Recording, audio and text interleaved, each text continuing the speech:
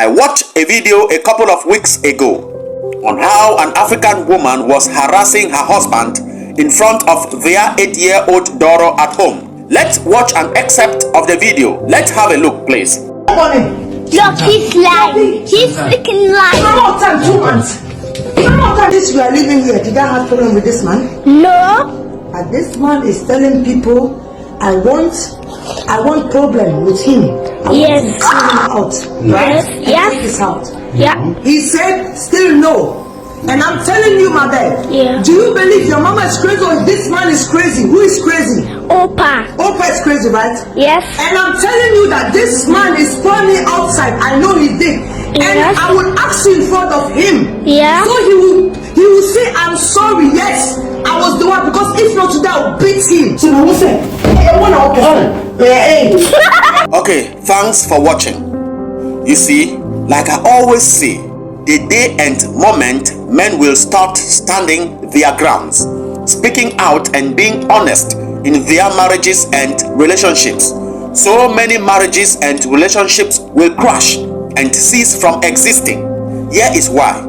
You see, men are more hypocritical in marriages and relationships than women. Let me tell you why. A man will tell the woman that I'm okay with your body shape like that. I don't have any problem with your size. I love you as you are. Don't bother to lose weight.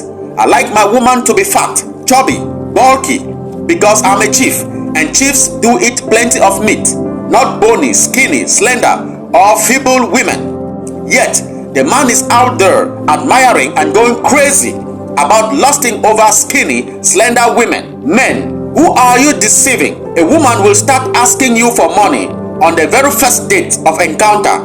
You didn't rebuke her. You begin lavishing money on her. Yet, in the relationships or marriage, once your finances run short or dry, you keep complaining to family members and friends and everyone that your wife is so money-minded and extravagant. She doesn't know how to manage and to be judicious. She cannot work or do anything to bring income at home. She is too lazy.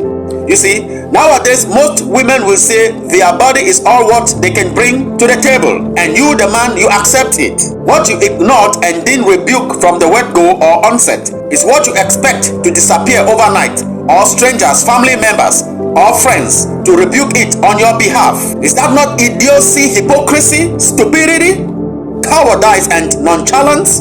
You discovered your woman was lazy, dirty, disorganized, flippant, arrogant, and snobbish, and doesn't have respect or regard for others, including your family, yet you ignored it. You are now running helter-skelter for help when it's too late. Sometimes it's not the fear of or by you losing her if you speak out.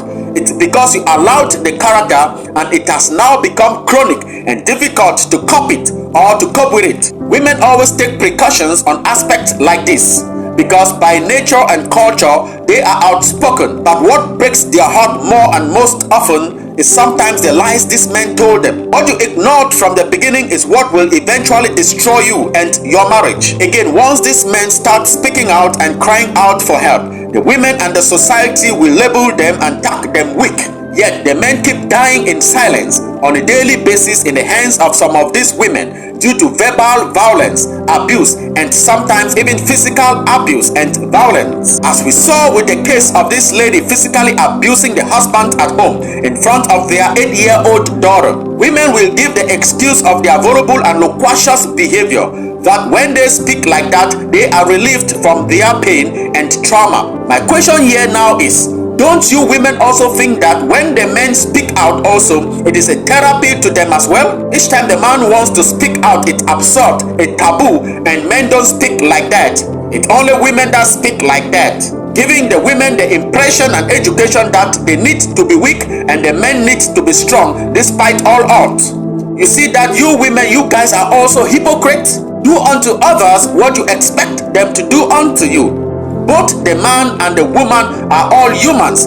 They have equal anatomy and physiology, same somatic cells and biological constitution. That's why most men tend to confide their matrimonial challenges and seek solace in friends, strangers, and family members. And once the woman hears of it, she becomes bitter, infuriated, and calls the man a betrayer or a hypocrite. Meanwhile, you have not given the man the opportunity to speak out his mind to you at home. Since most women don't want the truth, each time he wants to speak out his mind, you will overshadow him since you are gifted in that loquacious domain. Women don't always seek solace and confide their matrimonial problems in outsiders, most often because they can easily speak out their mind to the man and sometimes make the man feel guilty, even when he is not at times. Since the goal of any argument and dispute is to make the opponent feel guilty and defeated. With women, by the little of their heart, the mouth speaketh volume. Women become so vociferous even when there is no issue. They invent it and make a scene out of it. They can create out of nothing.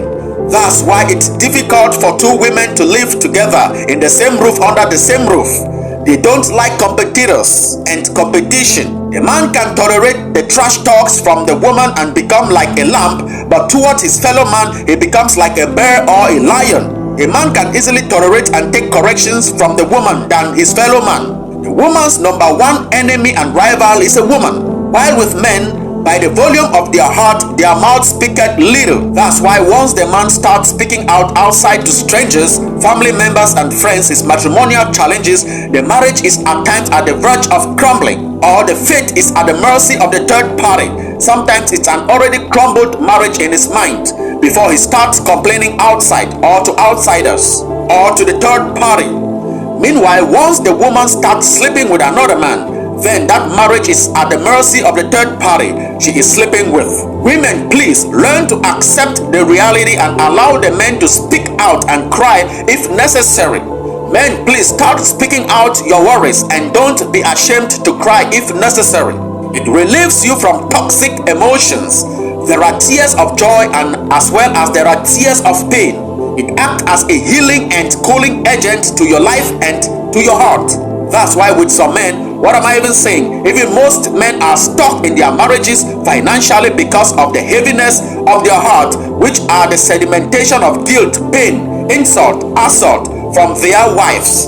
The woman will tell you, you are not meeting up with your matrimonial obligations and responsibilities or duties. You are not man enough. It's your responsibility to feed the house, pay the bills, take care of her, and take care of the children, and even the in-laws, since you are the head, yet failing to understand that she is the neck. When the head is overloaded, the neck can easily break. Once all of these responsibilities coupled with insult and not being man enough choke up in the man, he becomes stuck and stagnated. What happens then to the woman, the neck?